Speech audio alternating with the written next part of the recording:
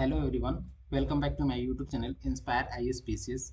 आज हम डिस्कस करने वाले हैं विजन आईएएस का मंथली करंट अफेयर्स। और इसका रीज़न ये है कि अभी अपकमिंग जो एग्ज़ाम्स हैं like UP PCS, BPSC and UPSC का, इसको देखते हुए जो भी ईयरली कंपाइलेशन आती है लाइक घटना चक्र का आई दृष्टि मैगजीन या घटनासार का ईयरली कंपाइलेशन, वहाँ पे सितंबर तक के जो करंट अफेयर्स हैं वहाँ पे ऑलरेडी कवर कर लिया गया है। तो मैं सितंबर से अक्टूबर से स्टार्ट करूँगा। अक्टूबर, नवंबर एंड दिसंबर का इसको कवर करूँगा, जिससे आपका यूपीएससी, फिर then UP PCS and BPSC के जो प्रीलिम्स के एग्जामिनेशन है वहाँ पे आपके जो करंट अफेयर्स हैं वो कवर हो जाएंगे, कहीं और आपको जाने की ज़रूरत नहीं पड़ेगी। तो इन केस आप हमसे फर्स्ट टाइम जुड़े हैं तो please like, comment and subscribe my channel.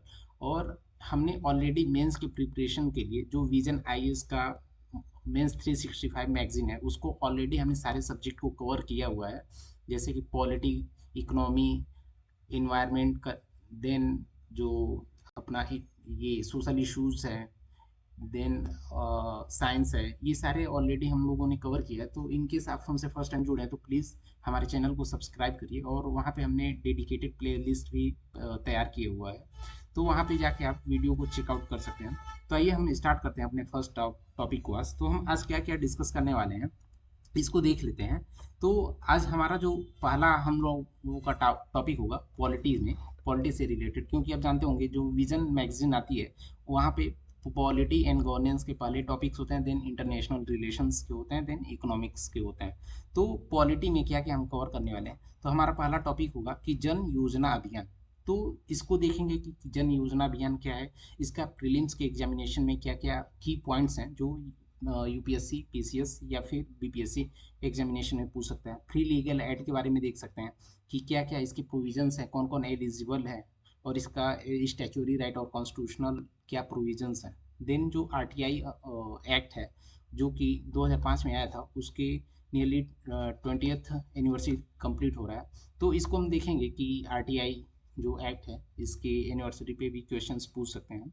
और सुप्रीम कोर्ट ने रिसेंटली जो ग्राम न्यायालय होते हैं इससे रिलेटेड भी कुछ कमेंट किया था। तो आज हम इस इतने टॉपिक्स को कवर करेंगे, और जो भी वीडियोस हम बनाएंगे इसका शॉर्ट लेंथ का बनाएंगे, जिससे कि आपको काफ़ी लेंथी वीडियोस ना देखना पड़े।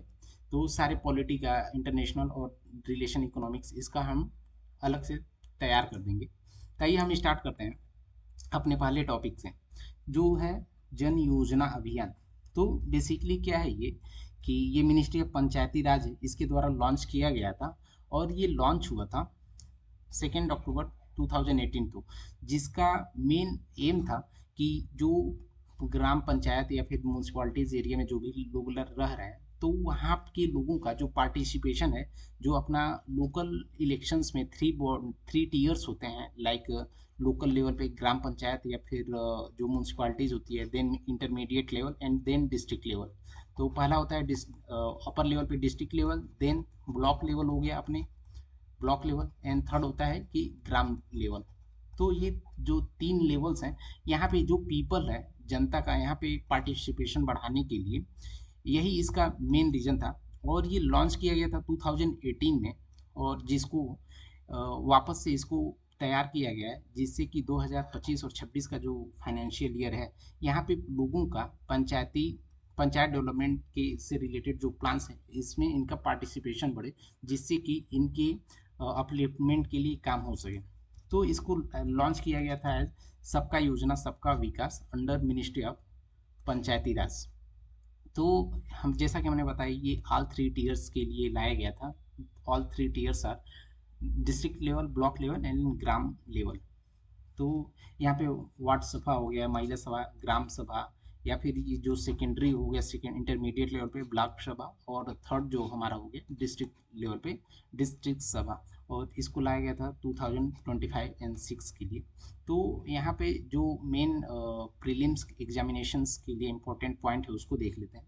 तो इसका कॉन्स्टिट्यूशनल क्या क्या प्रोविजन है, तो जैसा कि आपको पता होगा, जो अपना डीपीएसपी है, directive principle of state policy, यहाँ पे आर्टिकल 14 में मेंशन किया गया है विलेज पंचायत से रिलेटेड। और ये हमारे कॉन्स्टिट्यूशन में ऐड किया गया था 73rd and 74th constitutional amendment, जिसमें 73rd कॉन्स्टिट्यूशनल अमेंडमेंट था हमारा पंचायत के लिए, पंचायत। N74 वाला ये जो है ये था म्यूनसिपालिटीज़ के लिए। तो अभी जो हमारा डीपीएसपी के अलावा हमारा इसका कहाँ पे और बैकिंग मिलता है अपने कॉन्स्टिट्यूशन में, इसको देख लेते हैं। जो आर्टिकल 243 जी है, इसमें पंचायत के बारे में डिस्क्राइब किया गया है। और यहाँ पे आप जानते होंगे कि जो कॉन्स्टिट्यूशन है अपना, इसमें 12 टोटल शेड्यूल्स हैं, अनुसूचियाँ हैं। तो इसमें जो अपना 11th शेड्यूल है, इसमें 29 सब्जेक्ट हैं ये, और ये सारे के 29 जो सब्जेक्ट्स हैं वो बेसिकली रिलेटेड हैं जो पंचायत के क्या क्या जुरिस्डिक्शन हो सकते हैं। सपोज कोई ग्राम पंचायत है तो वहाँ पे उसके क्या क्या पावर्स हैं, कौन कौन से फील्ड से रिलेटेड पावर्स हैं, ये वहाँ पे 29 सब्जेक्ट मेंशन किए गए हैं। तो आप हमें कमेंट करके बताइए, जो अपना 12th शेड्यूल है इसमें टोटल कितने सब्जेक्ट्स हैं, ये कमेंट करके बताइए। जिसका भी राइट आंसर रहेगा उसको हम रिप्लाई करेंगे। अभी हमारा अगला टॉपिक है कि फ्री लीगल एड। तो बेसिकली क्या हुआ था कि सुप्रीम कोर्ट ने एक डायरेक्टिव निकाला था, जिसमें जो फ्री लीगल एड सर्विस है इसको प्रॉपर सबको मिल रहा है कि नहीं, इससे रिलेटेड एक डायरेक्टिव था कि जो भी हमारे लो लेवल पे हैं उनको फ्री लीगल एड कंपलसरी मिलता रहे। तो इससे रिलेटेड क्या क्या प्रोविज़न है इसको हम देखेंगे। तो जैसा कि आपको पता होगा कि जो लीगल एड होता है, सपोज कोई प्रिजन में है और उसके पास फाइनेंशियल क्राइसिस है, तो उसको लीगल एड नहीं मिल पाता है। तो इस केस में क्या हुआ कि जो इसको लाया गया था, ये कॉन्स्टिट्यूशन में ऐड किया गया था कि उसको सरकार अपने वकील रख के उसको फ्री लीगल एड प्रोवाइड करे, जिससे कि पैसे के अभाव में किसी को ऐसा ना हो कि उसको न्याय ना मिले। इन सब चीज़ को देखने के लिए इसको लाया गया था। तो और ऐसे लोगों के लिए लाया गया था जो अनेबल थे इसके जो भी चार्जेस हैं उसके सिस्टम को बर्डन करने के लिए। तो इस हम देख लेते हैं इसके कॉन्स्टिट्यूशनल प्रोविज़न क्या है। तो इसमें एक तो आर्टिकल 21 में है कि कोई पर्सन, उसकी लिबर्टी जो है किसी कारण से उससे छीनी नहीं जा सकती, कि no person shall be deprived of his life और पर्सनल लिबर्टी, ये अंडर आर्टिकल 21 में है। और दूसरा है, इसको डीपीएसपी में भी सपोर्ट, कॉन्स्टिट्यूशन के डीपीएसपी में भी इसको सपोर्ट है अंडर आर्टिकल 39A। और यहाँ पे बोला गया है कि equal justice and free legal aid, और ये डाला गया था 42nd जो कॉन्स्टिट्यूशनल अमेंडमेंट था 1976 में, उसमें इसको 39A में डाला गया था। तो अभी हम देख लेते हैं कि इसका स्टैच्यूरी कोई सपोर्ट्स है क्या कि नहीं। तो बेसिकली बहुत बहुत सारे स्टूडेंट को कन्फ्यूजन होता है कि स्टैच्यूरी लॉ या फिर प्रोविजन होता है ये एक्चुअली क्या होता है। तो जैसा कि आप जानते होंगे, या फिर जो अपना कॉन्स्टिट्यूशन है, कॉन्स्टिट्यूशन में बहुत सारे रूल्स और रेगुलेशंस दिए हुए हैं। तो इन केस कोई ऐसा रूल जो कॉन्स्टिट्यूशन में मेंशन नहीं है, उसको गवर्नमेंट क्या करती है, एक नया एक्ट या दूसरा एक्ट बना के किसी स्पेशल लॉ को इनेक्ट करवाती है। तो जो गवर्नमेंट एक्ट के माध्यम से जो भी प्रोविज़न लाती है उसी को हम लोग स्टैच्यूरी प्रोविज़न या स्टैच्यूरी लॉ बोलते हैं, जिसका इसको एक्ट के माध्यम से लीगल बैकिंग दे देती है।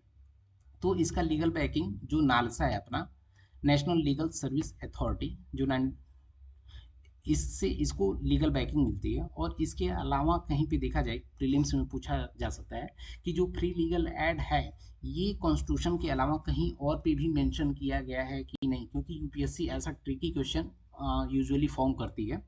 तो जो नागरिक सुरक्षा संहिता है 23 वाला, जो अभी रिसेंटली लाया गया था होम मिनिस्ट्री के द्वारा, उसमें जो सेक्शन 341 है, यहाँ पे मेंशन किया गया है कि legal aid to accused at state expense, means सरकार अपने खर्च पे जो लीगल एड है वो देगी। ये नागरिक सुरक्षा संहिता 23 में इसको मेंशन किया गया था। तो अभी रिसेंटली क्या था कि इसमें यूपीएससी में भी एक क्वेश्चन फ्रेम हुआ था जो काफ़ी अच्छा क्वेश्चन था कि जो फ्री लीगल एड है ये किन की, कौन कौन इसके लिए एलिजिबल है। तो इसके लिए कोई भी महिला या बच्चे हो सकते हैं, या फिर कोई SC ST का मेंबर भी हो सकता है, इंडस्ट्री में काम करने वाले लोग भी हो सकते हैं, और कोई डिजास्टर्स आता है जैसे कोविड आया तो वहाँ के उसके जो विक्टिम्स हैं उनको भी इससे मिल सकता है। इंडस्ट्रियल जो वर्कर हो गया, कोई अर्थक्वेक आया, ड्रॉट आया, फ्लड आया, तो इससे इसके जो विक्टिम हैं इनको भी ये फ्री लीगल एड मिलेगा। और इसके साथ साथ तो जो पर्सन डिसेबिलिटी से गुजर रहे हैं उनके लिए भी है। और ऐसे पर्सन जिनका एनुअल इनकम 1 लाख से कम है, सरकार उनको फ्री लीगल एड प्रोवाइड करती है। और इसके अलावा एक और है, जैसे जो भिखारी लोग हो गए, ह्यूमन ट्रैफिकिंग में भी जो इन्वॉल्व लोग हैं, तो ऐसे लोगों को भी ये फ्री लीगल एड सरकार देने का ऐसा प्रोविज़न रखा गया है। तो अभी हमारा अगला टॉपिक है, और इस टॉपिक से रिलेटेड आपको कुछ भी क्वेरी है तो आप कमेंट करके वहाँ पे कमेंट करिए, उसका हम आंसर करने का ट्राई करेंगे। और आप हम इनकेस हमसे फर्स्ट टाइम जुड़े हैं तो please like comment and subscribe my channel. और ये वीडियो को लाने के लिए काफ़ी एफर्ट लगता है, तो प्लीज़ सब्सक्राइब आवर चैनल, जिससे हमें मोटिवेशन मिलता है नेक्स्ट वीडियोस लाने के लिए। तो हमारा अगला टॉपिक है कि जो आरटीआई है, जिसका फुल फॉर्म है राइट टू इन्फॉर्मेशन एक्ट, जो कि 2005 में लाया गया था। इसका हमने बताया कि 20th एनिवर्सरी है और ये कंप्लीट होगा 25 में। तो इससे रिलेटेड भी क्वेश्चन पूछ सकता है, क्योंकि ये जो गवर्नेंस होता है, गवर्नेंस में जो आरटीआई है, इसने काफ़ी इंपॉर्टेंट रोल प्ले किया है। तो इसको जून 2005 में लाया गया था और इसको इनेक्ट किया गया था कि अक्टूबर 2005 से। तो और इसको इसलिए लाया गया था कि सपोज कोई पब्लिक ऑफिस है, पब्लिक अथॉरिटी है, वहाँ से आपको इन्फॉर्मेशन चाहिए। तो पहले क्या था कि कोई लीगल लॉ ना होने की वजह से बहुत सारे चैलेंजेस आते हैं। तो इसको एक एक्ट बना के, इसको जो एक्ट है जिसका नाम है राइट टू इन्फॉर्मेशन एक्ट 2005, इससे आप कोई भी जो पब्लिक अथॉरिटी है वहाँ से कोई भी इंफॉर्मेशन एक्सेस कर सकते हैं, जो कि गवर्नेंस में काफ़ी इंपॉर्टेंट रोल प्ले करता है। और इसको लाया गया था जो राज नारायण वर्सेस उत्तर प्रदेश गवर्नमेंट है, यहाँ पे जो ये जजमेंट था, इसमें सुप्रीम कोर्ट ने इसको लाया था।